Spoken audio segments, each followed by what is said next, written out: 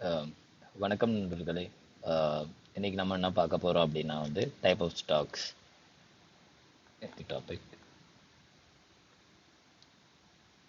Type of stocks இதில் நம்ம என்னென்ன கவர் பண்ண போறோம் அப்படின்னா வாட் இஸ் ஸ்டாக். ஆல்ரெடி நம்ம நிறையா வாட் இஸ் ஸ்டாக் அப்படின்றத எக்ஸ்பிளைன் பண்ணிட்டோம். ஸோ அது சும்மா ஒரு ஒன் லைனராக கொடுத்துட்டு டைப் ஆஃப் ஸ்டாக்ஸில் பார்த்தீங்கன்னா blue chip stocks. Blue chip ஸ்டாக்ஸ்னால் என்ன, and then mid cap stocks, and then small cap stocks,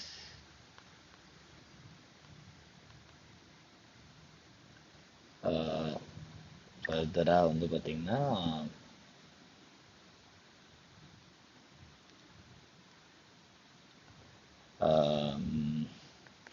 risk and return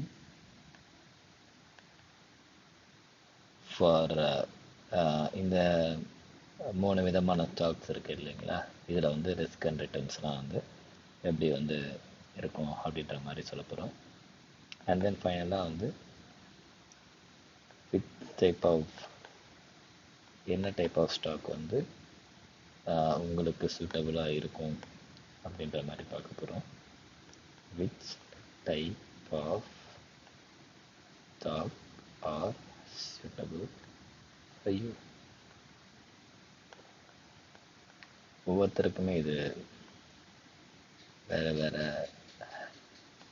மாதிரியான அவுட்புட்ஸ் கிடைக்கும். So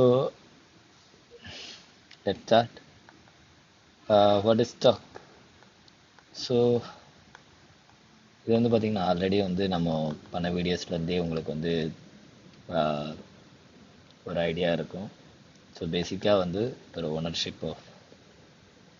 ownership of a company.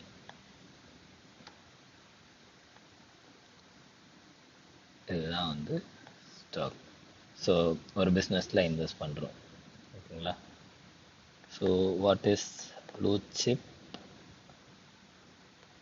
Blue chip or இல்லைனா இதை லார்ஜ் கேப்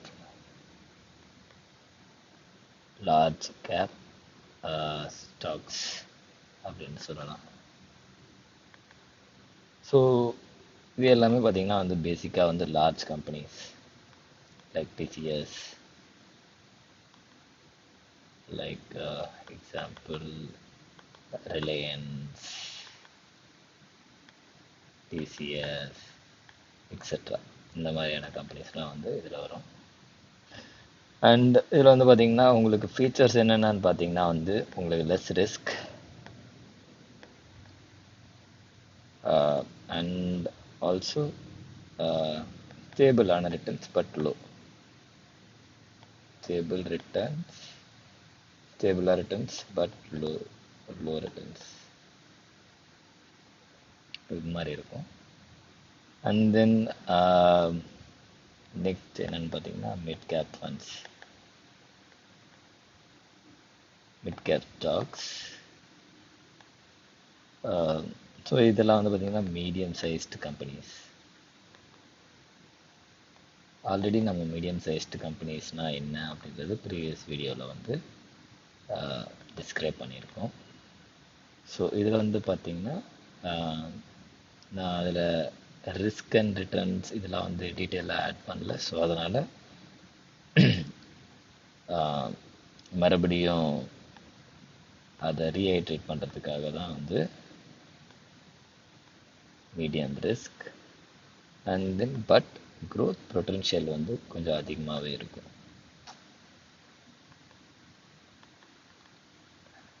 ஸோ இந்த மாதிரி ஸ்டாக்ஸில் க்ரோத் பொட்டன்ஷியல்ஸ் அதிகமாக இருக்கும். தென் small cap stocks. So next page போயிடலாம். Small cap stocks பேசிக்காக பேர் வச்சு நம்ம சொல்லிடலாம் ஸ்மால் சைஸ்ட் கம்பெனிஸ்.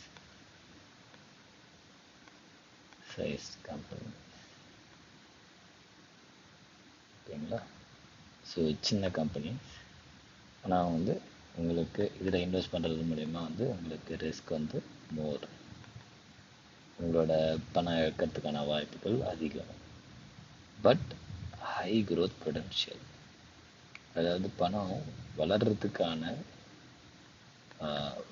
அதிகமாக வளர்கிறதுக்கான வாய்ப்புகளுமே வந்து அதிகம். ஓகேங்களா. So high growth potential. So எனக்கு இது போதும். ஸோ தென் நெக்ஸ்ட் டாபிக் என்னென்னா risk and return. Risk and return வந்து என்ன மாதிரி இருக்கும், என்ன மாதிரி இந்த 3 டிஃப்ரெண்ட் டைப் ஆஃப் ஸ்டாக்ஸில் வந்து ரிஸ்க் அண்ட் ரிட்டர்ன்ஸ் எந்த மாதிரி இருக்கும் அப்படின்ற மாதிரி பார்க்கலாம். ஸோ ஃபஸ்ட் வந்து நம்ம ஒரு டேபிள் வச்சு சொல்லலாம் அப்படின்னு நினைக்கிறேன். ஸோ வந்து லார்ஜ் ஃபஸ்ட்டு நான் போட்டுக்கிறேன், and then Mittu, and then கடைசியாக ஸ்மால், அண்ட் தென் ஒரு டேபிள் வரையணும் அப்படின்னா ஐ திங்க் ஒரு டிஃப்ரெண்ட் கலர் சூஸ் பண்ணலாம். சரி, ஓகே. ஸோ லைன்ஸ் நான் என்னால் முடிஞ்ச அளவுக்கு ஸ்ட்ரைட்டாக வரைய ட்ரை பண்ணுறேன், பட் ப்ளீஸ் அட்ஜஸ்ட். ஓகேங்களா. Then okay. ஸோ ஃபஸ்ட் வந்து நம்மளோட ரிஸ்க் என்ன எப்படி இருக்கும், அண்ட் தென் ரிட்டர்ன்ஸ் எப்படி இருக்கும், அண்ட் தென் ஸ்டெபிலிட்டி எப்படி இருக்கும். இதை வந்து ப்ரைஸ் நான் விலை வைஸ் வச்சு உங்களுக்கு எக்ஸ்பிளைன் பண்ணுறேன். ஸோ பொதுவாக நீங்கள் வந்து ஒரு large cap TCS or Reliance இந்த மாதிரியான கம்பெனிஸில் இன்வெஸ்ட் பண்ணுறீங்க அப்படின்னா உங்களோட ரிஸ்க் வந்து லோ தான். ஸோ ஒரு எக்ஸாம்பிளுக்கு எல்லா ஸ்டாக்ஸுமே வந்து 100 ரூபாய் தான் வாங்குகிறோம் அப்படின்ற மாதிரி ஒரு அசம்ஷன்ஸில் வாங்கி எக்ஸ்பிளைன் பண்ணுறதுக்கு ஈஸியாக இருக்குன்றதுக்காக அப்படி சொல்கிறேன். ஸோ ரிஸ்க் வந்து லோ. ஓகேங்களா. Risk low, and then returns are also low, but stability is high. இதுக்கு என்ன மீனிங் அப்படின்னா என்னென்னா, நீங்கள் இந்த ஸ்டாக் லார்ஜ் கேப் ஃபண்ட்ஸில் ஸ்டாக்ஸில் இருக்கிற கம்பெனியில் 100 ரூபாய் இன்வெஸ்ட் பண்ணிங்க அப்படின்னா உங்களோட ஸ்டாக்கோட வேல்யூ வந்து பார்த்திங்கன்னா எவ்ரி இயர் வந்து க்ரோ ஆகிட்டே தான் இருக்கும். யூஸ்வலாக வந்து 100 ரூபாய்க்கு வாங்கியிருக்கோம் அப்படின்னா உங்களோட ஸ்டாக் வேல்யூ வந்து பார்த்திங்கன்னா 95 to 105 கூடிய தான் வந்து ஒரு குறிப்பிட்ட ஒரு மாதம் இல்லைனா 2 மாதம் இந்த ரேஞ்சிலே தான் வந்து இந்த ஸ்டாக் ப்ரைஸஸ் எல்லாமே வந்து வேரி ஆகிட்டு இருக்கும். ஸோ வந்து 100 ரூபா இன்வெஸ்ட் பண்ணியிருக்கீங்க அப்படின்னா நீங்கள் இழந்தாலும் வெறும் ஒரு 5 ரூபா தான் இழப்பீங்க, சம்பாதிச்சாலும் வந்து ஒரு 5 ரூபா தான் சம்பாதிப்பீங்க. மிட் கேப் அப்படின்னும் போது இதில் எல்லாமே வந்து மீடியம், ரிஸ்க்கும் மீடியம், ரிட்டர்ன்ஸும் மீடியம், ஸ்டெபிலிட்டி வந்து பார்த்திங்கன்னா ஸ்டெபிலிட்டியும் மீடியம் தான். ஓகேங்களா. ஸோ இதில் நீங்கள் இன்வெஸ்ட் பண்ணுறீங்க அப்படின்னா வந்து பார்த்திங்கன்னா ஒரு 2 மந்த்ஸ்க்கு அப்புறம் வந்து பார்த்திங்கன்னா உங்களோட ஸ்டாக்கோட ப்ரைஸ் வந்து பார்த்திங்கன்னா ஒரு 80லேருந்து 120 வரைக்கும் போகிறதுக்கான வாய்ப்புகள் அதிகம். ஸோ நீங்கள் 100 ரூபாய் இன்வெஸ்ட் பண்ணீங்க அப்படின்னா ஒருவேளை நீங்கள் வந்து ஆஃப்டர் 2 மந்த்ஸ் வந்து பார்த்திங்கன்னா ஒரு அந்த ஸ்டாக்கோட விலை ஒரு 80 ரூபாயாகவும் இருக்கலாம், 120 ரூபாயாகவும் அதிகமாகலாம். ஸோ இதுதான் வந்து மிட் கேப் ஸ்டாக்ஸில் நடக்கிற விஷயம்.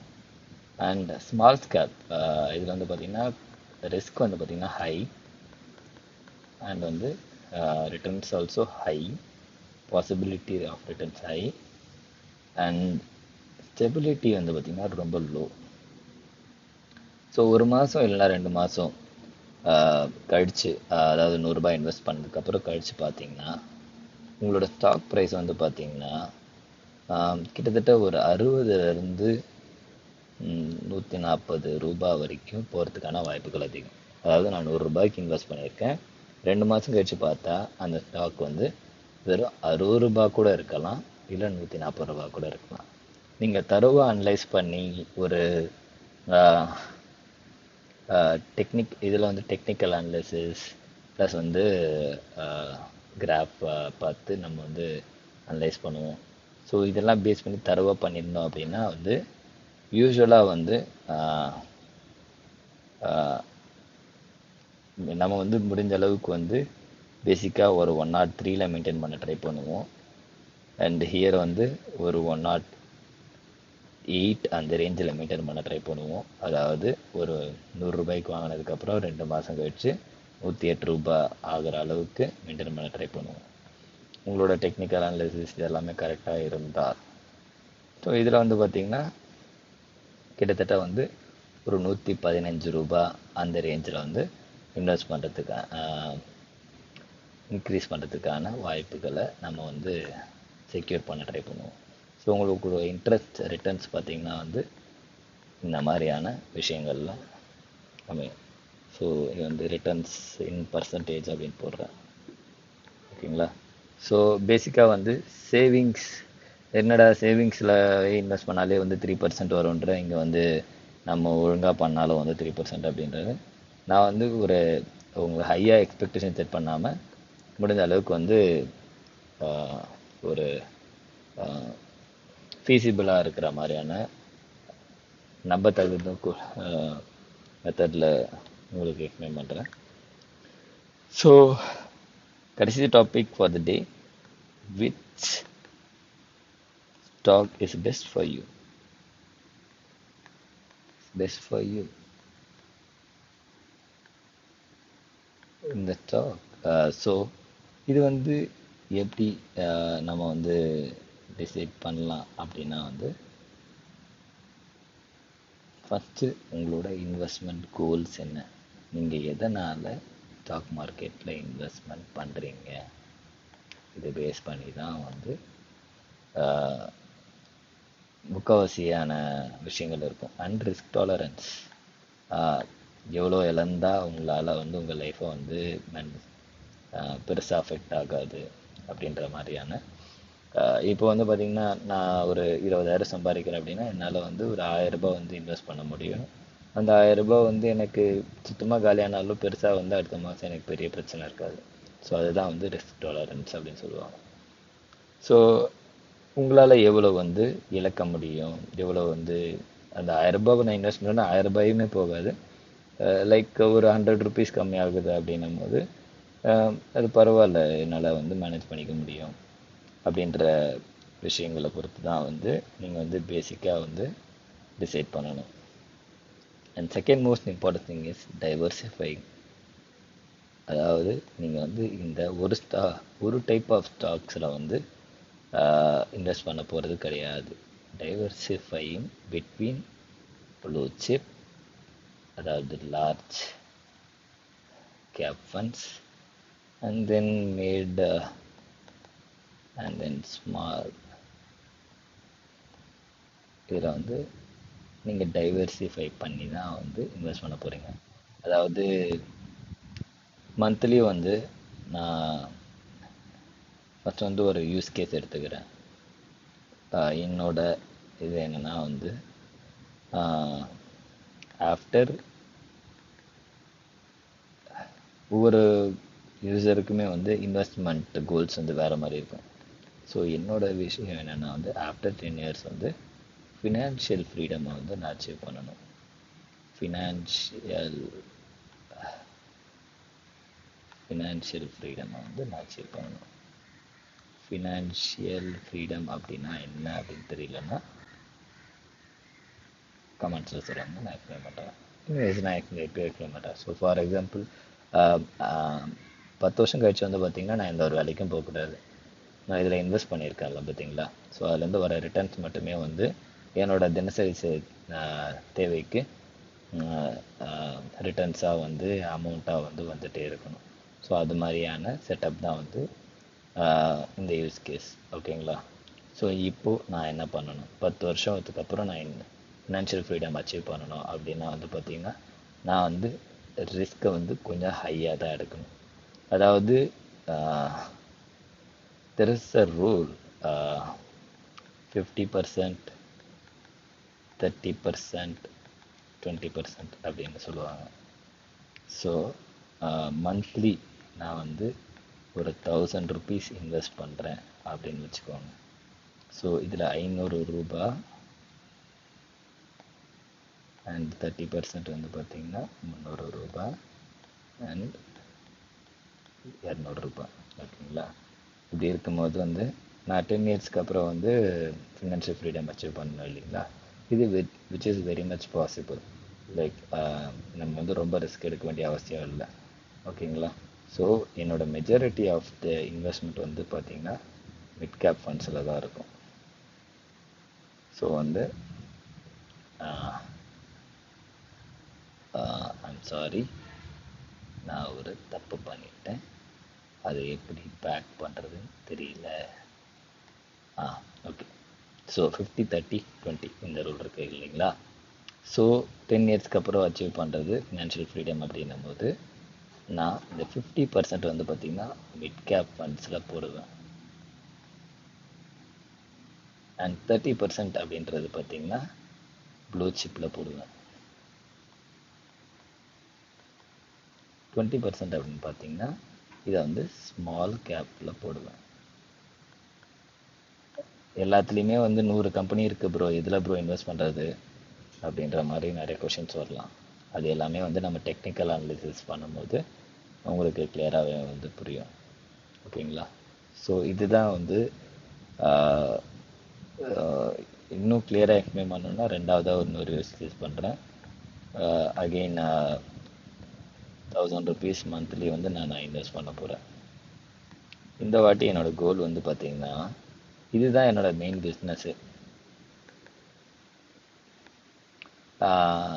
இந்த ஸ்டாக் மார்க்கெட்டில் வந்து பார்த்திங்கன்னா ஒரு 5 இயர்ஸ் நான் இன்வெஸ்ட் பண்ணிகிட்டே இருக்க போகிறேன்ப்பா.